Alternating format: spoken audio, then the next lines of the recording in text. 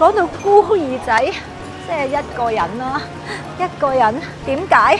因為今日會長病咗咯，大件事冇人陪我，唔知點算。唉，平時佢又對我咁好咁啊，一講個病字，你知大馬人一聽到病就要食咩啊？食粥噶嘛。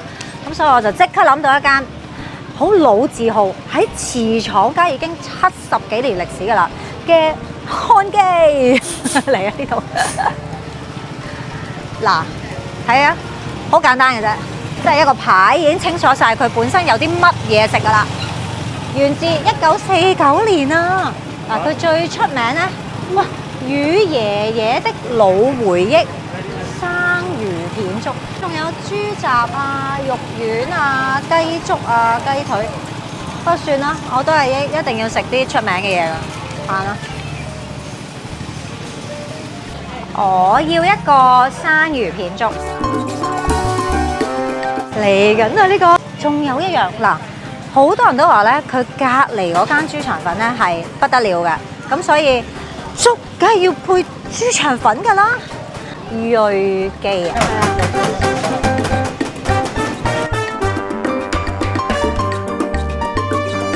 奶烤對幾好，藥都買埋俾佢啊！睇下佢死得未先，好衰啊！要等幾耐啊？喂，我昏迷咗，開門啊喂，好嘈，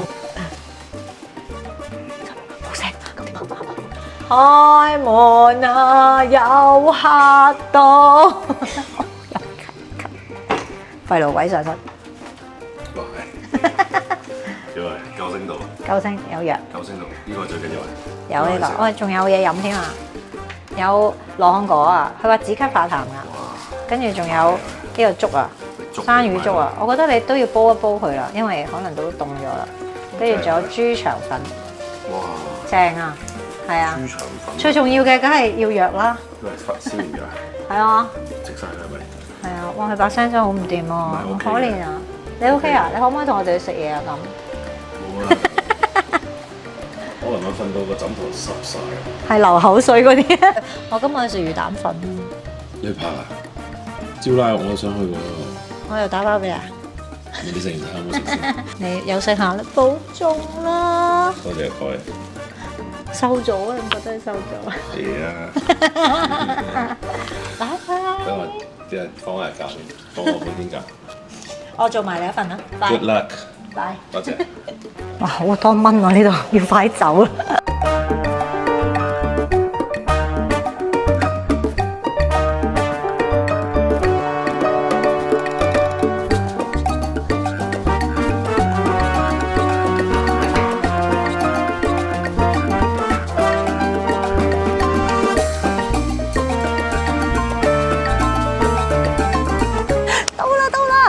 呢間啦，隱藏咗喺招拉 Unique 嘅住家式西都魚蛋粉啊！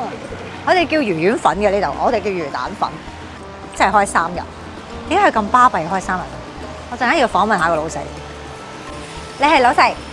做工嘅，真係冇老細呢度。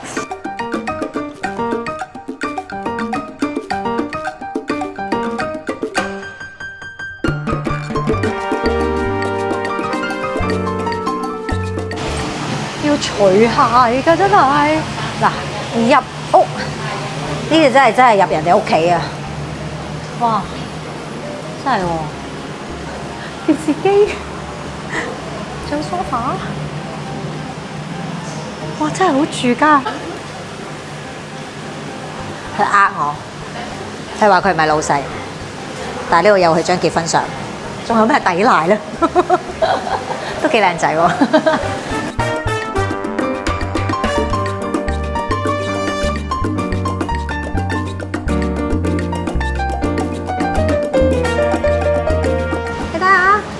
淡淡㗎，試下先。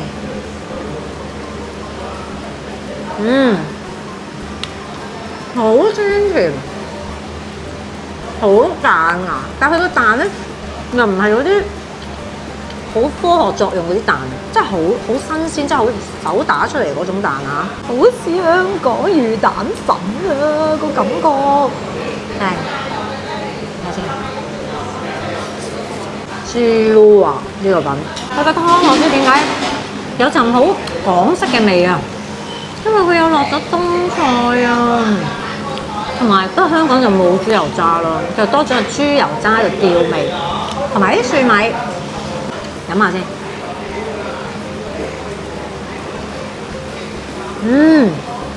魚湯真係魚湯，鮮甜。好清啊！即係你唔覺有好多味精嗰種咯。哇！食完呢個好飄嘅河粉之後，再食呢個好彈嘅之後，簡直就係好飄彈牙呢碗粉。點解會攞自己屋企嚟煮嘢嘅？哦，嗰位 MCO 屋企唔係落租俾我哋，變咗我哋冇變咯。哦，咁幾耐啊喺度？啊，2020，即係 MCO 嘅時候咯。但係之前又係咪都係做啊？之前係喺鋪頭做鋪頭嘅。我以前喺鋪頭，而家就哇佢好捨得要即係捨棄間屋咁樣，俾人哋又踩入去咁樣喎，好似好污糟曬，係咪啊？慢慢又去抹咯。係咯，又有好多油煙咁喎。但係你煮係煮喺呢度煮嘅啫，就唔喺入邊廚房煮嘅。喺度先喺度做。你嘅湯係用咗咩嚟到用熬？魚骨煲。都係魚骨。咩魚啊？西刀魚。都係用西刀魚嘅，咁佢嘅肉就攞嚟打啦。肉就攞嚟做丸咯。咁啊，哇！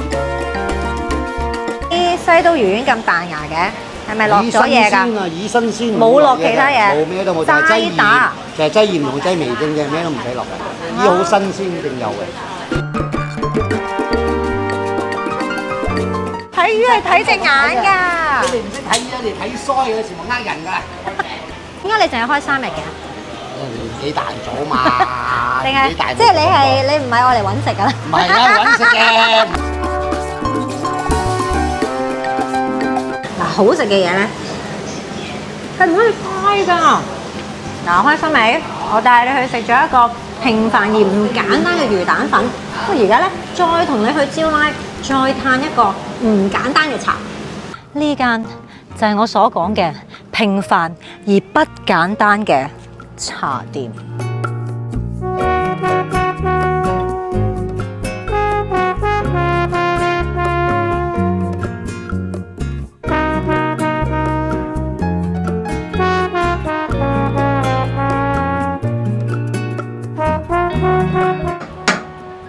係咪咁㗎？好古色古香喎！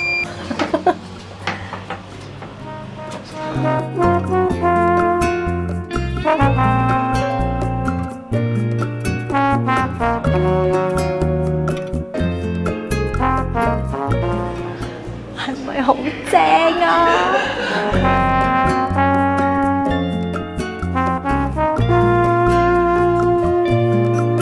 其實老闆咧係一個室內設計師嚟嘅，所以咧你見到呢啲所有嘅環裝咧都係別出心思嘅，好靚，好有品味嘅。呢個簡直係我嘅 dream house 啊！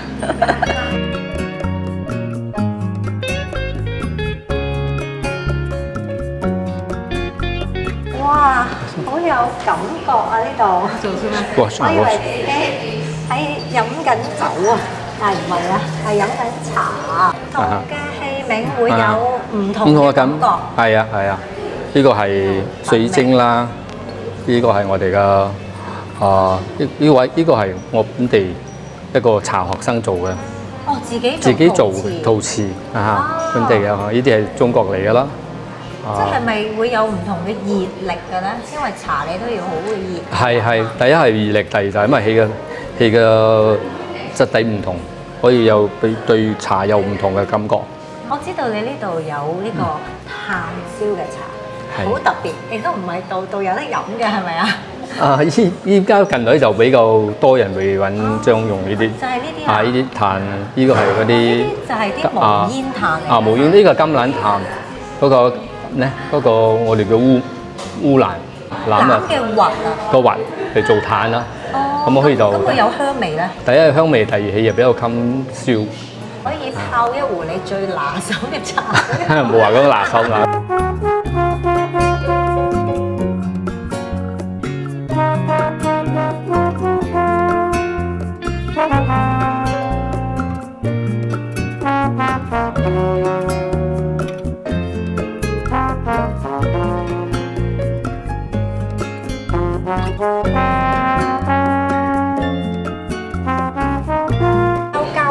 有。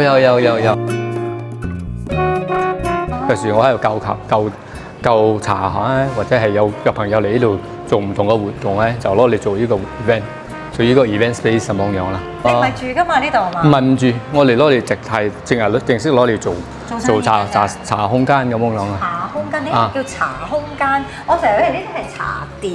茶店俾人感覺到就係你係賣茶。我哋呢個係一個空間，即係呢個空間入邊咧有好多可能性。可能係你嘅生活有部分，可能係美術啦，可能攞嚟飲茶，招待朋友啊。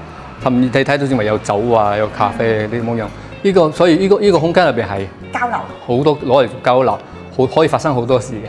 原來改嘅名都好特別啊！老葉嘅兒子係喎，老葉嘅兒子即係你應該係姓葉㗎啦。我姓葉嘅，我本身姓葉嘅，因為兒子定爸爸？我係兒子，因為我受我爸爸嘅影響開始飲茶嘛，咁所以我就跟爸爸唔係咗，就用呢個名嚟紀念爸爸啦。第一，第二就係因為呢啲名就比較容易記得啊，比較將我唔想安一啲咩館啊、咩樓啊咁樣嘅呢啲咁嘅時候，因為我哋呢個空間係攞嚟注重係攞嚟吸引年輕人，俾佢哋開始了解茶文化。咁我有啲名啦，你如果十分咩館啦，可能係連未入嚟之前，佢哋感覺到一定係老人家飲嘅地方，所以就可能唔嚟。咁我第二個，所以睇我空間就係設計到比較摩登啲啦，現代啲啦。咁有好多嚟呢度咧，就係為咗嚟睇嘅地方啫，唔係真係等你飲茶。咁你咪唔開心啦咁樣。有最少個機會，佢哋可以入到嚟呢度，你認識咗。咁我講原來茶唔係真係老人家飲嘅，可以瞓新潮嘅，可以咁酒杯啊，係可以用嗰啲水晶杯啊啲咁樣，可以設計到咁靚嘅。用呢種用呢個方式嚟吸引到年輕人開始進入茶咯，我嘅意思咁樣。茶道係一個人對茶嘅領悟，喺泡茶之中，你嘅心境啊，你對人生啊，雖然都係一個好簡單嘅茶，但係好似我正話咁講咯。咁茶人生就係你好似攞個杯咁樣，你攞得起咪放得低，其中呢個都係其中茶道嘅其中之一啦。經過疫情之後，人對生命個啟發又唔同咗，我放低放慢香港人就係爭咗呢啲，就係需要放慢。我好多朋友就係因為疫情，雖然唔係講年紀大走咗，好啲好年輕嘅都走咗所以我就覺得生命重要，享受當下呢個係最緊要。